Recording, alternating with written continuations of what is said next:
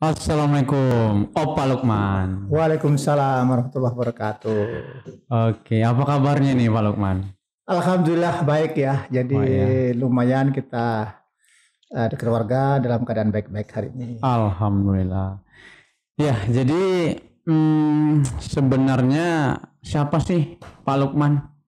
Boleh dong, sharing gitu. Seperti yang mungkin teman-teman tahu, jadi saya sebenarnya adalah salah satu dulunya konsultan ya, konsultan teknik sipil atau bangunan. Kemudian saya pensiun gitu ya, sekitar tahun 99.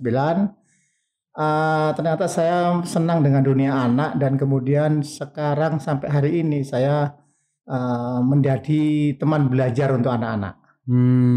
Kemudian dengan teman belajar itu ada kesempatan kita silaturahim ke berbagai tempat dengan sekolah dolan saya. Sekolah doang. Ya. Oke. Berarti kesibukan sekarang ini di sekolah dolan itu ya? Iya, jadi kesibukan sekarang alhamdulillah menjadi mitra dari pemerintah dalam pembuatan kurikulum informal sebelumnya, terus kemudian menjadi teman-teman mitra keluarga homeschooling Indonesia, terus juga pembuat bahan ajar untuk modul pendidikan kesetaraan. Seperti dan mungkin yang utama di rumah itu ya kita konsultan pendidikan untuk pendidikan alternatif di Indonesia. Oke. Ya, jadi Pak Lukman ini kami baru jumpa nih di Jambore Telemapping Banda Aceh ya. Ya. Jadi kita culik ke podcast pos ini. Ya baru tadi pagi ya. Baru pagi tadi kita WA, kemudian kita juga berjalan pulang dan mampir gitu ya. Nah, kemudian ya kita sama-sama pengen silaturahim ya. Iya. Ya, Pak Lukman, jadi kan saya dengar ada homeschooling ya kan. Sebenarnya apa sih itu homeschooling Pak Lukman? Ya, jadi di Indonesia itu ada namanya jalur pendidikan. Ada informal, ada non formal, ada formal. Homeschooling itu masuk dalam pendidikan informal. Bagaimana sebuah keluarga, orang tua dan anak-anaknya merancang model pendidikannya, kurikulum personalnya, sehingga orang tua itu, oh anak saya harapannya nanti jadi entrepreneur. Nah, bagaimana menuju itu? Nah, itu dirancang kegiatan belajarnya, pencapaiannya harus bagaimana. Mungkin harus belajar ke siapa gitu ya. Harus perlu ijazah legalitas enggak gitu ya.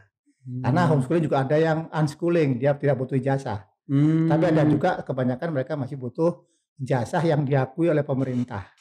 Dan halaman ini paling banyak mitra homeschooling itu adalah satuan pendidikan non formal yang berizin PKBM. Nah, itu. Jadi anak-anak homeschooler adalah anak-anak yang memang keinginannya dia punya model belajar yang lebih personal, merancang bagaimana kemandirian belajarnya, kegiatan belajar sama orang tuanya seperti apa, butuh mitra siapa saja. Oh, butuh mitra kursus bidang studi, boleh. Oh, butuh mitra untuk olahraga, harus belajar panahan, butuh coach, boleh. Oh, butuh pencapaian agamanya, misalkan aku harus hafal sekian juz, atau aku belajar diniyahnya, nahwu, sorof dan sebagainya, boleh. Nah, masing-masing orang tua merancang itu, kapan mandirinya, kapan ambil tutorialnya, kapan tatap mukanya. Sehingga terbentuklah namanya kurikulum personal yang harus dibuat oleh setiap keluarga homeschooler. Berarti salah satu masuk di pendidikan informal ya? Jalur informal. Saat dia butuh legalitas, dia akan bermitra dengan pendidikan formal atau pendidikan jalur non formal. Yang non formal PKBM ya? PKBM. Kalau formal ya sekolah-sekolah umum itu. Gitu. Sekolah formal biasa. Gitu. Iya. Karena kan kalau sekolah yang formal itu kurikulumnya udah dibuat ya. Ya, setiap satuan pendidikan di Indonesia mereka wajib memiliki operasional kurikulum. Operasional kurikulum itu adalah bagaimana dia melakukan proses belajar selama setahun di sekolah tersebut. Fase A bagaimana, fase B bagaimana, fase C bagaimana. Fase A, fase B, fase C itu adalah jenjang pendidikan dasar. Fase D pendidikan menengah SMP. Fase E, fase F pendidikan menengah atas. Nah, mereka merancang, oh berarti kalau saya punya sekolah model alternatif misalkan lebih ke arah entrepreneur, kurikulum operasional saya mesti arahnya ke entrepreneurship. Nah, gitu. Oh, kalau gitu saya namakan aja leadership school misalkan. Boleh.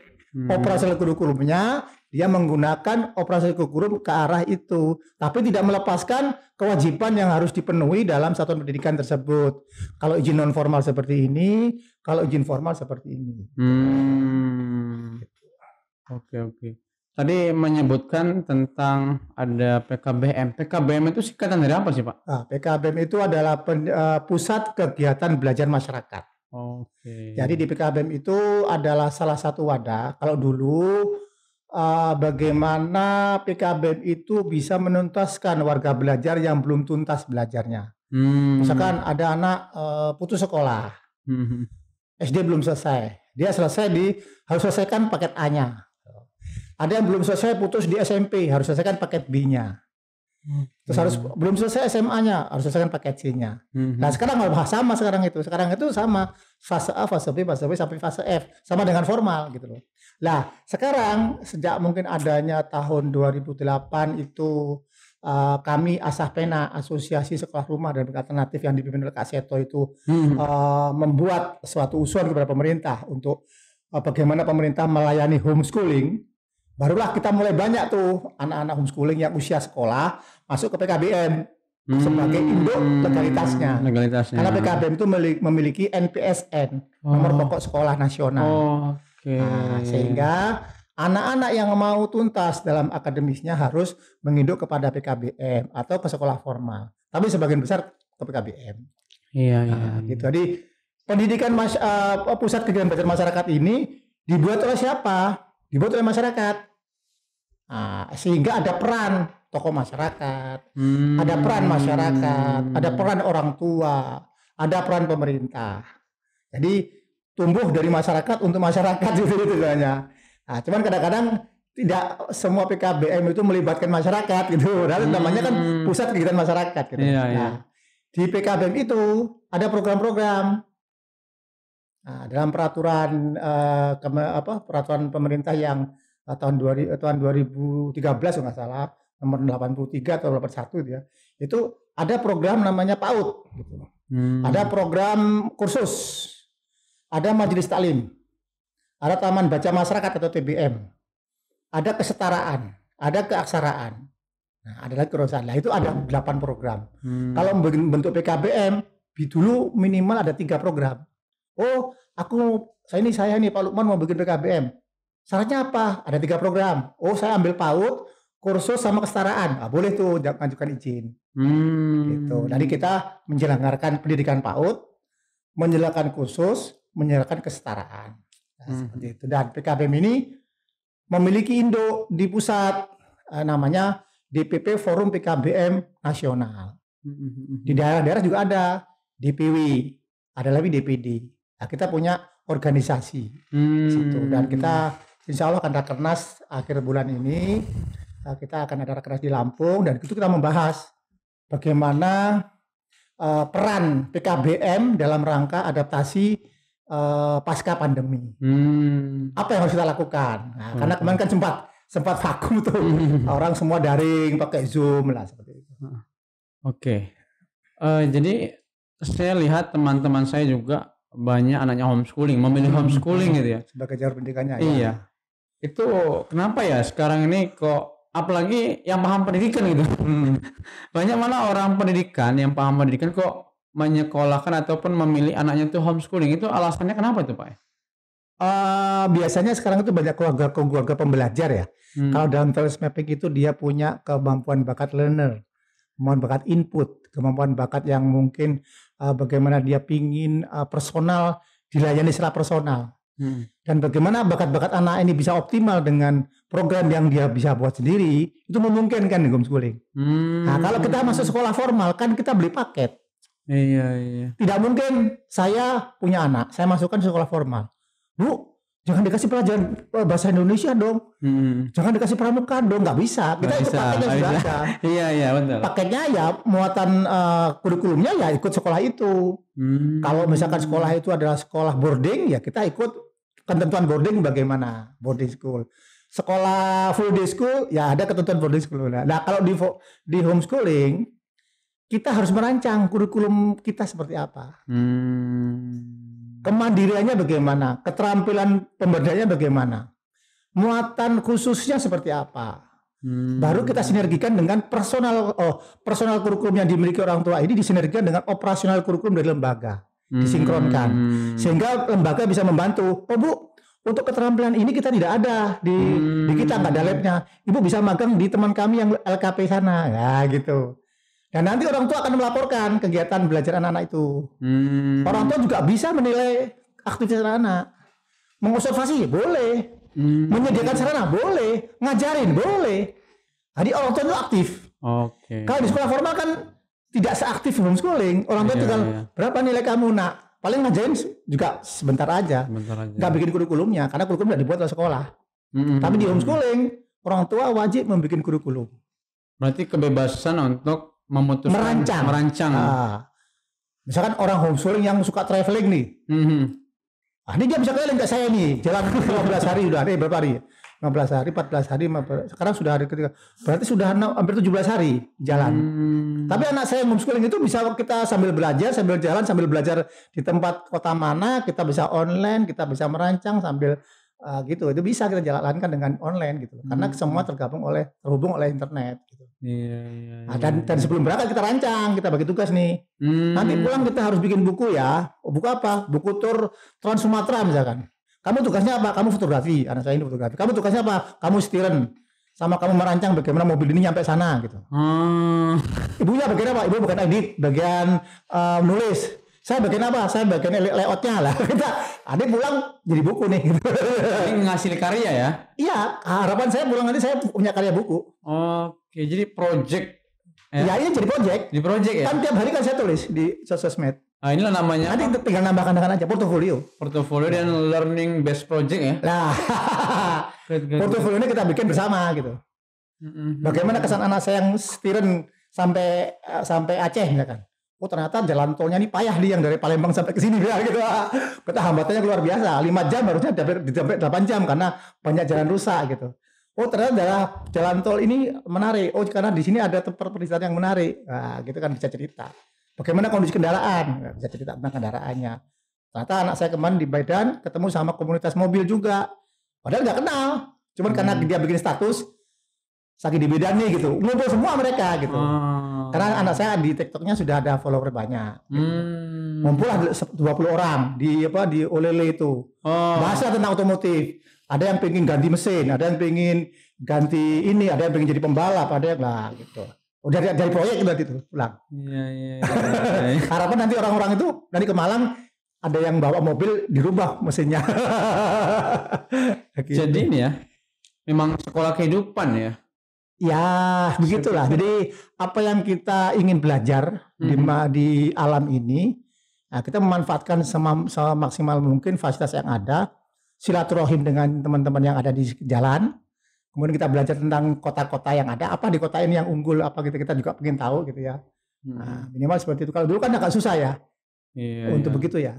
Nah, sekarang itu kan kita bebas ya untuk bisa belajar dan sumber belajar itu kan luar biasa. Kita bisa cari misalkan, oh ini daerah sini apa yang unggul, kita menginap di mana, mappingnya seperti apa, membentukkan waktu jam sekian harus sampai sini, itu kan juga strategi. Oke. Gitu. Berarti bagi orang tua ataupun pemilih yang homeschooling ini sekolah formal ada kekurangannya gitu Pak ya? Ada kekurangannya. Enggak, mungkin ya? Ada beberapa hal yang mungkin belum dibutuhkan itu belum ada di situ. Masing-masing punya pilihan. Sekolah formal punya keunggulan masing-masing. Juga ada beberapa orang yang ingin memang pemenuhannya tidak diselesaikan di sekolah formal, dia mencari homeschooling itu. Jadi kita tidak bisa mengatakan bahwa sekolah formal lebih baik teman enggak juga. Kalau homeschooling juga misalkan tidak tertata dengan baik ya berantakan. Berantakan juga ya? Iya. Enggak jadi apa-apa gitu. Kalau homeschooling cuma follower aja, aku homeschooling tapi enggak melakukan perancangan, tidak menganalisa bagaimana prosesnya gitu ya, tidak mencari tahu homeschooling itu dari sumber-sumber yang mungkin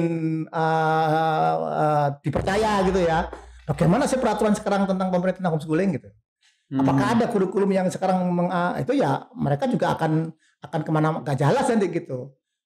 Ada juga homeschooling gampang, nanti ujiannya pas ikut aja. Gak bisa seperti itu. Anak-anak homeschooling yang perlu legalitas tetap harus terdaftar di satuan pendidikan.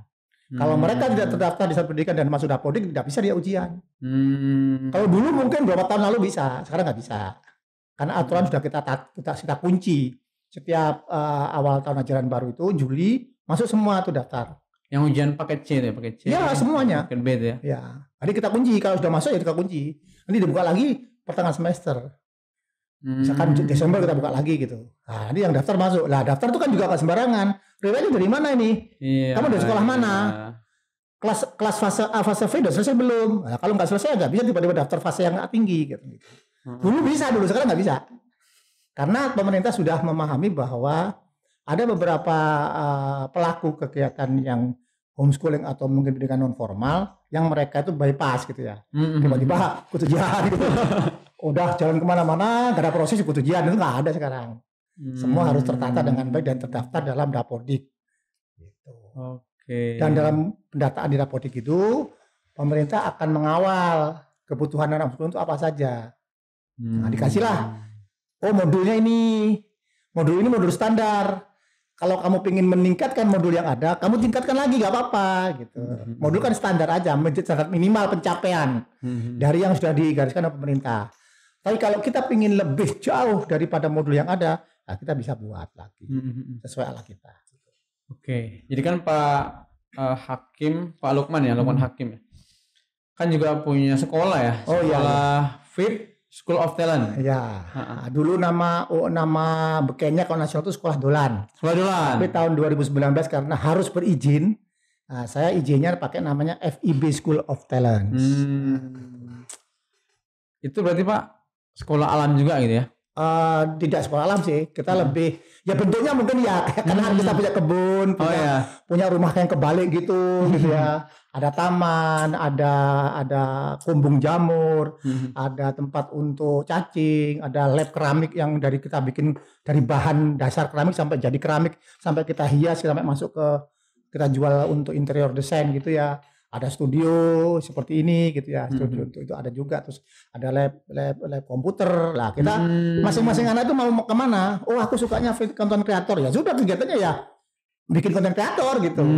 Tapi tidak melepaskan kewajiban dia untuk menyelesaikan mata pelajaran wajib yang nanti dia tuntas selesai. Nah, masalah pilihannya keterampilan silakan. Oh, ada yang aku jualan, kita siapkan rombong untuk jualan praktek barista. Misalkan bikin teriyaki, ada praktek, nanti ada yang ngetes teriyaki enak enggak gitu.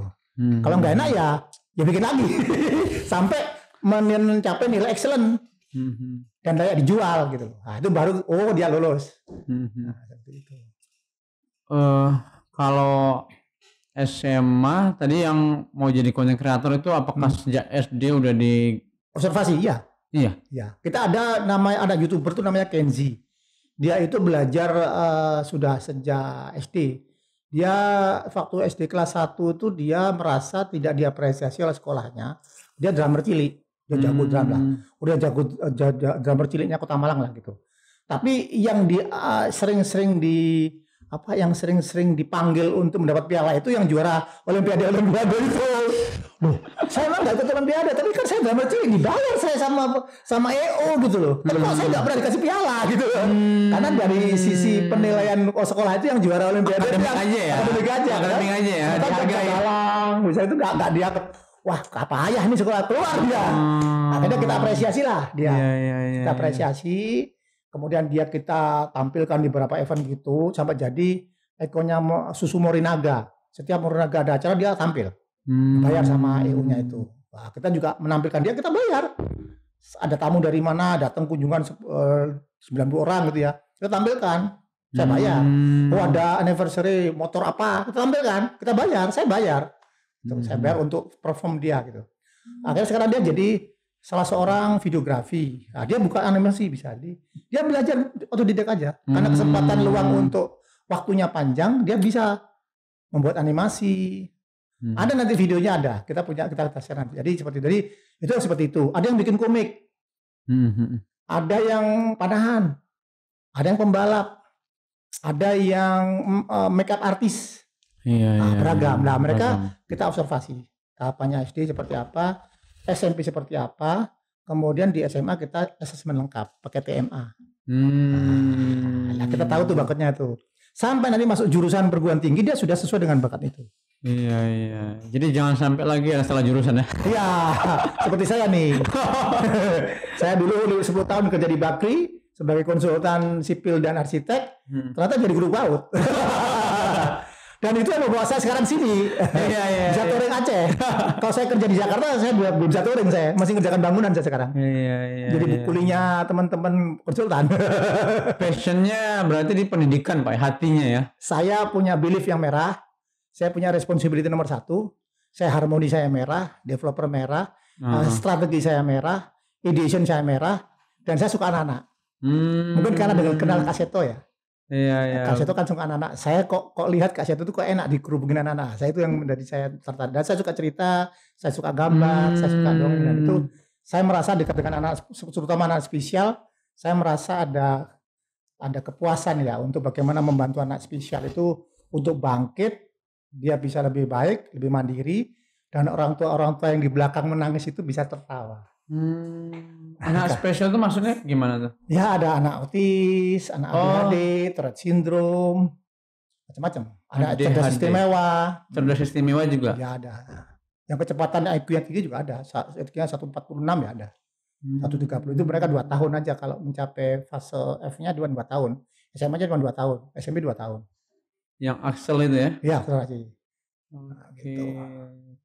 Di situ nih. Kalau Abah kan katanya malah kalau anak-anak enggak ya? Abah Rama kan dia malah suka mendidik orang dewasa ya. Iya. Dia guru yang memang bagaimana mengajak orang berbuat lebih baik. Berarti sebenarnya bisa juga guru itu kita bagi yang lebih ke anak SD, SMP, SMA beda ya. Ngajar SMA sama ngajar TK beda ya. Tentunya beda. Nah ini yang mungkin moga-moga saja sekarang itu guru itu memahami bakatnya. Dan kita lagi cerita nih sebagai santri kan kita harus ngomong sadar bakat. Tagline kita, ayo kita sadar bakat. Bagaimana dengan sadar bakat? Kita harus belajar tentang bakat, mengetahui bakat kita. Apa sih potensi kekuatan kita? Nah, kalau kita mengetahui, kita akan bisa menempatkan diri kita di mana. Saya cocoknya ngajar SD deh. Oh ya sudah, pastinya di situ. Gak apa-apa. Gajinya sekian gak masalah. Cari aktivitas lain untuk profitnya gitu. Guru bukan berarti terus gajinya di situ aja, kan bisa punya usaha lain, bisa mengorganisasi yang lain, bisa jual online, bisa gitu. Nah kita ini masukkan ke tim kita gitu. Karena itu, ini maaf nih, Pak Lukman sebagai yayasan, karena kita itu sekarang bensinnya naik, kita nggak bisa naikkan gaji nih, karena SPP belum naik. Persoalan manajemen ini ya. Tapi saya bisa memberikanmu rombong tempat untuk jualan. Bagaimana kalau mau jualan kamu jadi barista di rumah? Wah, ada tambahan. Saya bisa memberikan anggrek nih dari hasil anggrek kita. Bisa nggak kamu jualan anggrek online? Kita bagi hasil deh. Kayak gitu-gitu dah. Intinya bahwa sebagai saya yayasan, saya juga pengen tim saya sejahtera. Tim sejahtera itu bukan dari biaya kita untuk ngajar saja, atau waktu kita ngajar saja, atau kita di kantor saja, tapi di rumah kita coba bantu juga dengan kegiatan-kegiatan yang bisa mendapatkan earn. Seperti itu. Harus kreatif memang. Ya, kita juga sebagai yayasan kan peka nih gitu, supaya karyawan kita juga tahan zaman kita. Situasi pelik seperti naik. Tapi bisa ada ini. Ayo kita jualan bareng-bareng. Nah, gitu.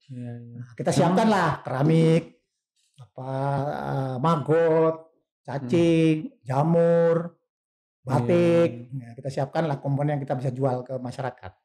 Itu solusi dari ini ya, Pak lembaga yayasan kami. Ya. Karena memang saya dengar ya kalau guru-guru PAUD itu rendah banget ya, gajinya ya. Itu berapa tuh Pak gajinya? Ya macam-macam ya. Kalau di daerah kan juga kecil-kecil banget. Iya ya, Nah, 1 juta gitu ya. Cuman saya tuh kemarin yang di mana ya? Yang di mana tuh? Oh, nggak sampai 1 juta. Nggak sampai. 1 bulan. Iya, nggak sampai. Nggak sampai. Kalau di Banjar Jawa Timur tuh yang grup PAUD yang di daerah tuh kecil banget. Iya ya. Iya. Ada yang 200 dan 250. Lah kemarin di balik Banyuwangi itu saya ajak, Bu, kita punya produk namanya produk apa namanya itu bumbu yang diproduksi oleh teman-teman di Malang. Bagaimana kalau ibu-ibu PAUD ini jual bumbu juga di rumah, paginya naruh sebelum berangkat di pasar-pasar. Nanti ini nilainya 5.000 dijual 7.000, selisihnya 2.000 diambil ibu. Nah, kita ngajak seperti itu. Iya. Dia tinggal naruh aja, kita siapkan barangnya gitu. Betul. Nah, itu salah satu cara. Nah, teman-teman PAUD kemarin kan saya ngisi di PAUD bunda-bunda PAUD di Banyuwangi ada 30 orang lah gitu. Nah, salah satunya saya usulkan seperti itu. Yang lain, jual kopi Bu, kita punya produk kopi Opa. Ini 250 gramnya harga 30. Ibu jual 35.000 lah. 5.000 ambil ibu, kan bisa juga. Banyak saya sebenarnya yang kita bisa buat untuk teman-teman. Tinggal dia mau ada kemauan nggak untuk jual dan untuk bangkit. Iya. Tantangan itu ya. Bagi guru PAUD ya. Iya. Oke. Tadi kan berarti homeschooling itu ada SD, SMP, SMA. Iya. Mahasiswa? Belum ada ya. Kalau mahasiswa itu biasanya dia magang aja. Dia ambil keahlian. Ambil keahlian content creator. Dia bisa ikut paket. Kita ada namanya talent scam.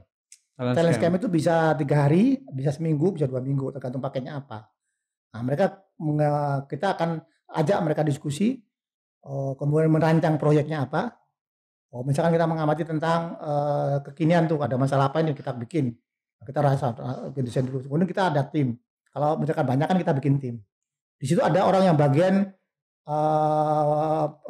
bagian produksinya, bagian yang menatanya gitu ya. Ada bagian skripnya. Ada bagian yang kameramennya. Ada yang bagian MC-nya lah. Kita tata dari talent mapping itu. Jadi kita ada 10 orang biasanya. Kita tata nanti kita lihat talent mapping seperti apa. Nah, kita arahkan. Kita coba lagi. Nah, mana yang kira-kira tepat nanti dia karya bersama gitu. Itu ada 3 hari biasanya kita 3 hari sampai seminggu. Kita namanya kan talent scam. Itu bisa anak SMA, bisa anak yang mahasiswa, bisa macam-macam. Campur ya? Bisa, memang kan? Lebih baik begitu. Supaya ada anak yang besar, yang kecil begitu. Ini ada yang mahasiswa diribukin sama anak yang SMA diribukin. Ada supaya kita ada dinamika lah dalam kegiatan. Betul. Jadi belajar skill kerjasama juga ya? Iya, ada organisasi. Teamwork ya? Iya, teamwork. Nah, gitu. Jadi bisa seperti itu bisa. Iya. Jadi kan kayak saya lah dulu, kelemahannya memang saya anak olimpiade ya. Jadi ya agak susah kerjasama gitu. Karena individual banget ya.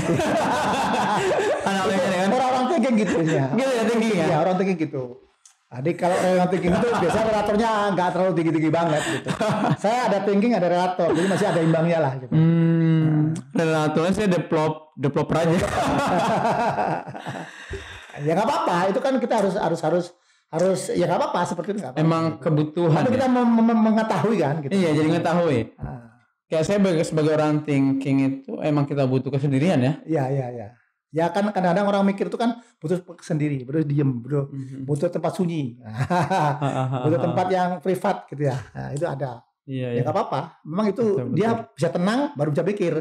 Kalau rame nggak bisa mikir. Kalau orang WO kan, wah ada lu nggak rame nih, ya udah rame aja kayak teman-teman kita yang bikin heboh tuh.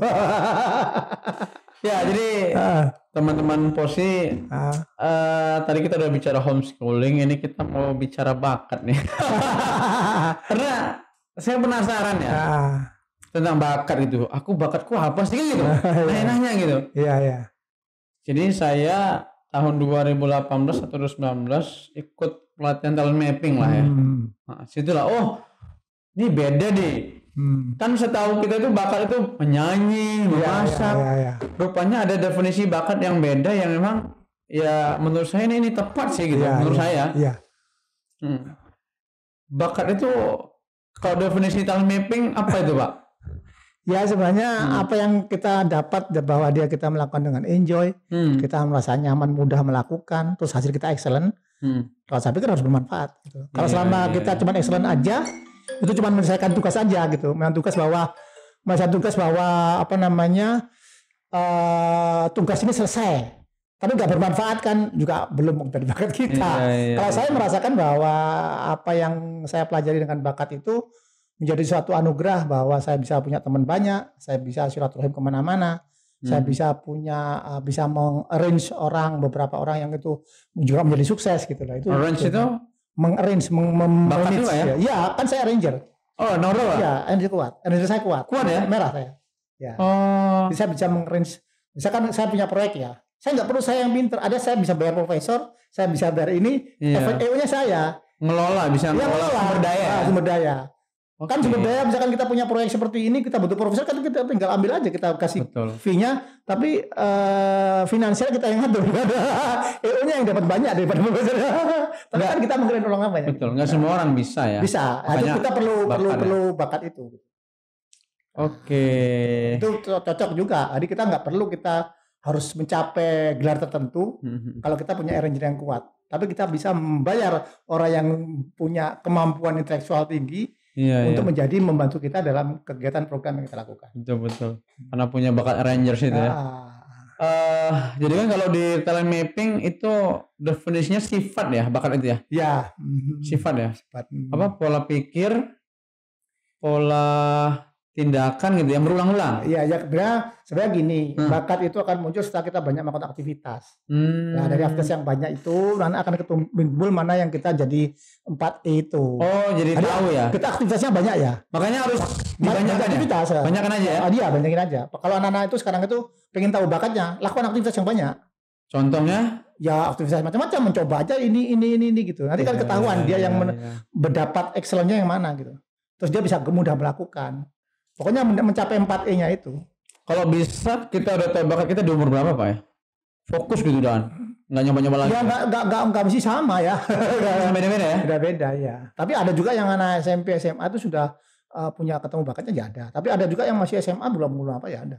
Tapi kalau bisa itu kapan? Kan diminta SMA. Kalau kita sekarang gini dalam pendidikan, harapan saya dengan hari ini insya Allah ada pertemuan tentang bagaimana mendampingi anak-anak dengan bakat manfaat dari pusat Puskusnas nggak salah, itu ada Barama, ada Kasih atau teman-teman yang lain sekarang hari ini berkumpul tadi pagi jam 8 sampai nanti jam 4. Nah, mereka bagaimana dalam mendidik anak, dalam menjadi mitra anak-anak di sekolah ataupun di rumah, orang tua itu sadar bakatnya. Nah, sehingga dengan orang tua mengetahui dan belajar tentang bakat, kita lebih mudah mengarahkan bakat anak-anak itu gitu loh. Tapi orang tuanya nggak bisa kalau nggak tahu bakat tentang itu. Bagaimana anak-anak kita juga bisa diobservasi gitu loh. Nah ini makanya nggak tahu saya hasil keputusan seperti apa, kita tunggu aja.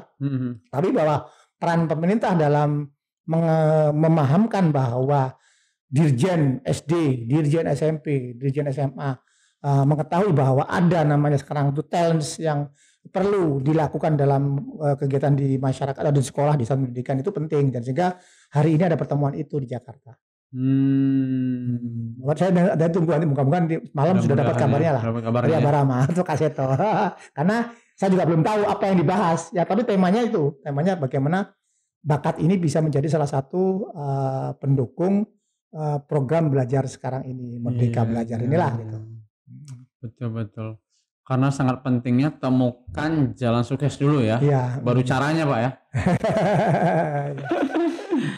Jalan sukses temukan dulu. Karena tiap orang itu unik ya, beda-beda. Iya. Silakan di mana ininya, bidangnya, baru cari maestronya ya untuk belajar. Iya, kita tuh kan salah satu cara bagaimana kita mempercepat untuk proses itu. Kalau kita ingin belajar sama tentang balap ya, kita cari pembalap yang bisa membantu kita. Kalau kita ingin jadi marketing handal atau trainer handal, kita cari trainer yang hebat yang bisa membantu kita gitu. Itu lebih cepat. Kalau ada lagi kalau kita misalkan pengen cepat terkenal ya, kita cari orang terkenal, deket-deket aja dengan orang terkenal, nanti kita akan jadi terkenal gitu. Mungkin saya gitu dulu kenal Kaseto, menempel Kaseto ya, kita jadi masuk ke kementerian gitu. Nebeng lah kira-kira. Iya. Jadi sebenarnya menyerah itu penting, menyerah yang kalau kita coba bukan bidang kita gitu. Misal kita udah nyoba, rupanya teknik, misal teknik arsitektur bukan bidang kita.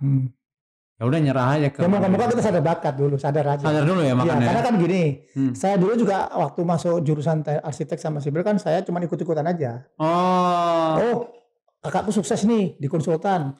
Jurusan apa? Teknik sipil. Saya ikut aja. Saya masuk jurusan teknik sipil. Karena itu Pak ya. Nah, kemudian selama kerjaan saya dapat excellent, dapat. Gedungnya tinggi, bagus, dapat. Tapi kok saya nggak enjoy gitu. Nggak enjoy ya. Dipaksa oleh suatu keadaan yang pagi bangun sampai pagi lagi. Jadi kerja itu kayak nggak ada berhentinya gitu. Karena proyek 2 tahun Rasuna Said 15 apartemen tuh pagi nggak ada berhentinya gitu loh.